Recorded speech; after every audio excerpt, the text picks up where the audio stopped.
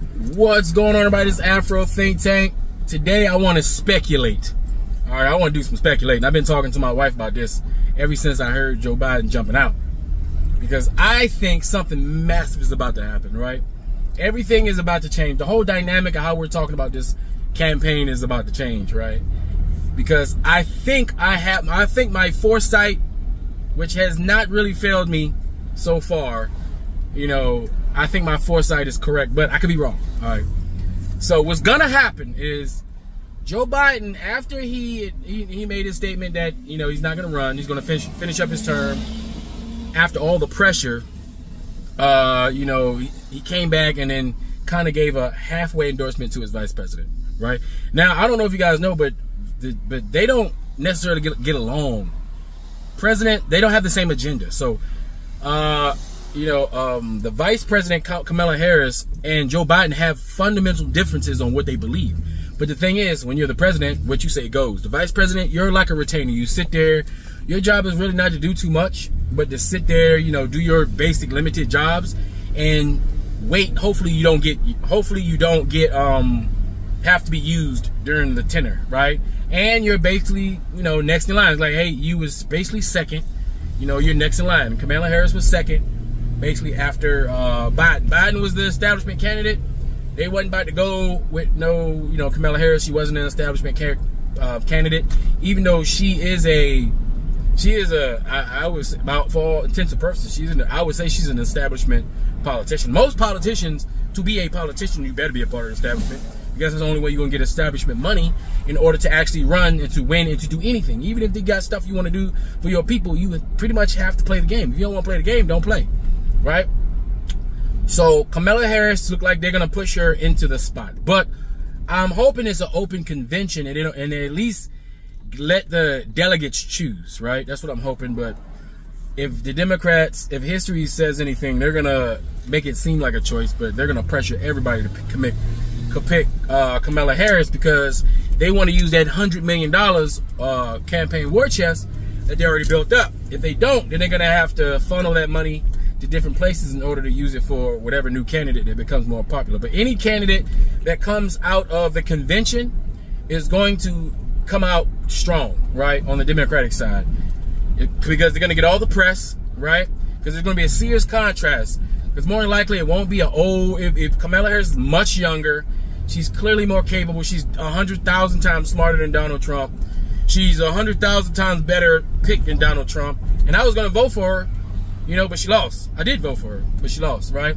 Now she's a prosecutor, right? So what the Republicans are gonna do, and they'll start putting out the bullet points. They already started. The Republicans are they're gonna start putting out their propaganda against her, or their issues against her, right? Because they have to. She's gonna be the new candidate more than likely, right? So they're gonna talk about how she was a prosecutor. They want to get her. The Republicans want to get her. Want to remind black people that she used to prosecute people in California. She was a prosecutor. So they'll say something like, oh, she put black people in jail. That's what she did. But she put people in jail who probably deserve to be in jail. That's the thing about it. I mean, just because they black and they went to jail doesn't mean they were good. And she took advantage of the system, you know. They probably deserve to go to jail if they went to jail. That's the job of a prosecutor, right? You know, and a prosecutor is a very prestigious job in law enforcement. So on one side, we have a prosecutor who used to put people in jail, right? On the other side, we have a felon and a convicted rapist. What a contrast, right? On one side, we got an old, crusty white guy who represents white power. And on the other hand, we have this black woman who will become a lot more black/Asian, right? And if she would be, you would see the Indian, they were going to be talking about that, because you're talking about opening up new demographics of voters, right? And so if I'm a Democrat, I'm like, well, shit. She black, she Indian, she a woman. I'm covering Southeast Asian votes, right? The ones who are disenfranchised because they watched the Republicans, how the Republicans was treating the damn Indians, who bent over backwards, right? Bent over backwards to capitulate to white power just to be a part of the Republican Party. They got humiliated. So a lot of them going to see their chance to get some get back, and they got another Indian candidate in the race as far as they are concerned, which is Kamala Harris. black people going to be like, yep, she's still black. And the thing is, Kamala Harris is both black and Indian. And hell, you can't get no better of a combo to gravitate toward black. Because look, black Indians are black people. Indians are cut. I mean, I know they racist because of their culture and the way they set their caste system. They are racist. But in the real world, Indians are black people who mixed up with a bunch of steppe Europeans and Mongoloids, and they became like that. Southeastern Indians. I posted a video of the Indians talking about their genetic origins. They do their best not to say African, so instead they say indigenous. They say hunter-gatherer, indigenous hunter-gatherers. Go check it out. Look at my comment section. You'll see they know they're African. They are literally our first cousins, and that's what makes it so bad that they act the way they act. Because shit, we'd be a hell of a combo, right? As far as allies, but this may start some shit. Because now Indians and Africans will have a candidate that they can galvanize with, right? Now, Kamala Harris already paid her dues by being, they sent her ass over there to promote the LGBT community and all that stuff in Africa. They had to do that. They sent her to do it. She ain't had no choice. Whether she agrees with it or not, she don't have a choice. And that's what some of you guys need to understand. She don't have a choice. You're gonna go do it. You're gonna do it on her behalf if you plan on having a political career. Period. And that's just, and like just like a Barack Obama, he wasn't with the LGBT community stuff, but they told him, hey, you want a second term? You want to be the president again? Yeah, you're gonna capitulate to us. Because look, the Jewish gay people got all the money. Let's just keep it real. They the ones who put money in these politicians' war coffers so that they can run and win. And guess where all the money goes? It goes to the advertisers, because that's where the campaign money goes to. It goes to Fox News, MSNBC, CNN, all these companies. So basically, you effectively have all these rich oligarchs who own the media networks, who give money to the politicians, who in turn take their money and spend it with the companies that the donors own, and basically give it right back to them. So they're just redirecting their money, having it cycle back to them by giving it to the politicians. So the strong men, they don't even give. Why do you think they give up $100 million, $200 million? We got human beings who throw around $100, $200, $300 million every 2 to 4 years like it's nothing, and then they get it back in profit later. And then they get the tax cut write-offs, and somehow they probably write that shit off in their taxes, and they probably come back on top. They probably actually get a goddamn windfall on top of it. So it's a vicious cycle of the well-to-do bit figuring out how to hold on to power by using mechanisms that the average American doesn't know about. So they just let the politicians give you political theater, and we all fighting about stupid shit that have no consequences on where direction this country gonna go, right? But mark my words, they're gonna spend $100 million and they're gonna rebrand Kamala Harris to make her more pliable, because she's like a machine, yo. She's a machine, and it's gonna be real hard for the Republicans to be racist and feminine and sexist and xenophobic. It's gonna be hard, man. They can do that in the primaries because they're only talking to Republicans. They already get like that anyway. But in the general election, that shit ain't gonna work. They're gonna be stepping on every landmine. And you know Donald Trump can't help but to say shit out of his mouth.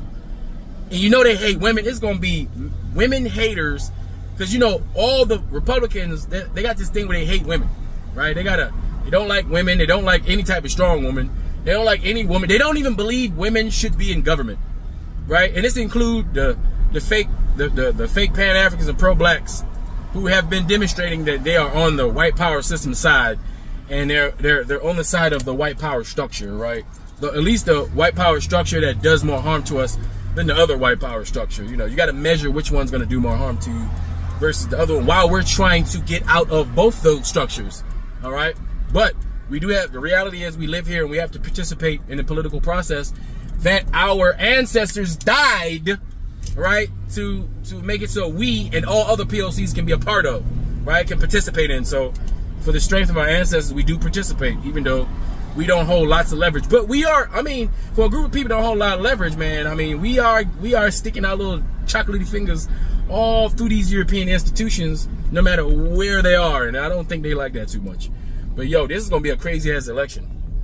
The Democrat, if they were smart, they would come out with the most multicultural, freaking world, freaking black Indian coalition, women empowerment. I'm getting Obama.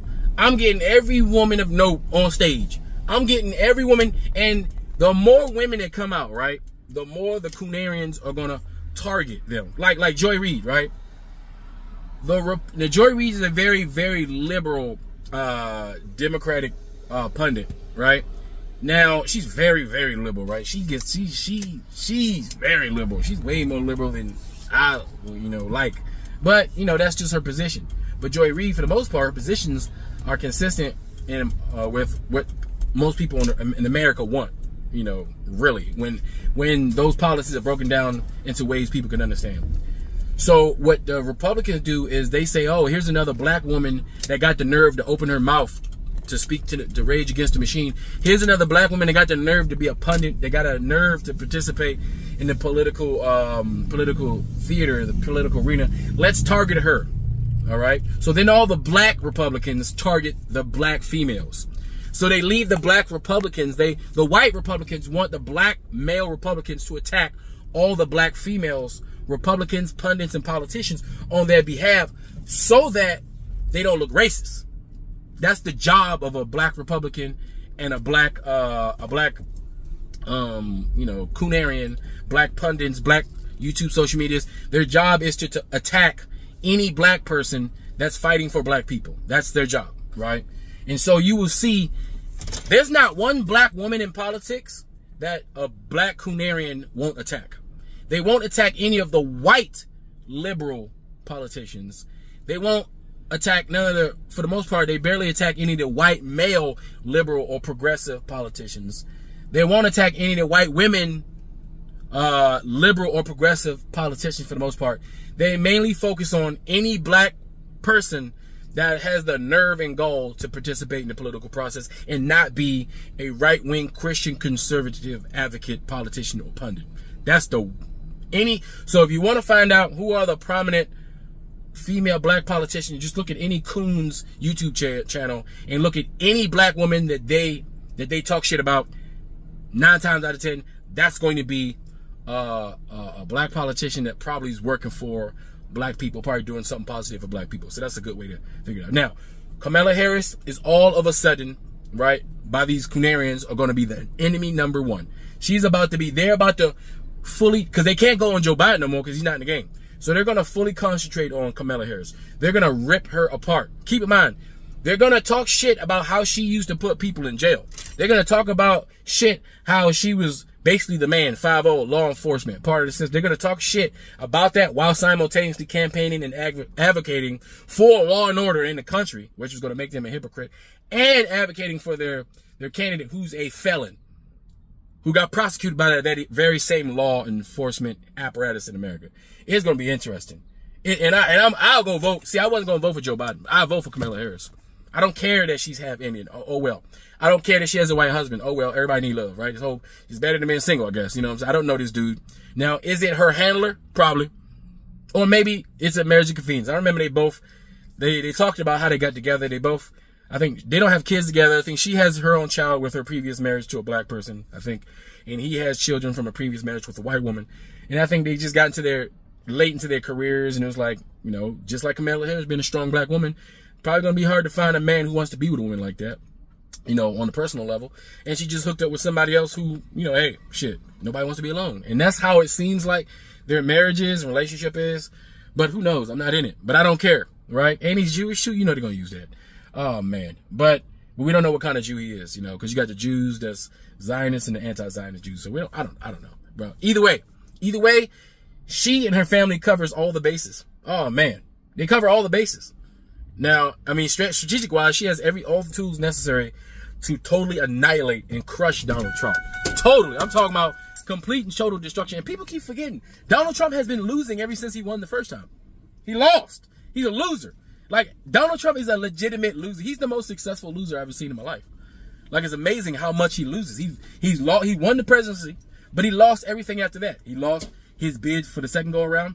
All the candidacy back, for the most part, lost all their congressional seats. And I mean, he's going to lose this time. He's definitely going to lose now. He's definitely going to lose. Because now he's going to be the only old retard geezer in the House.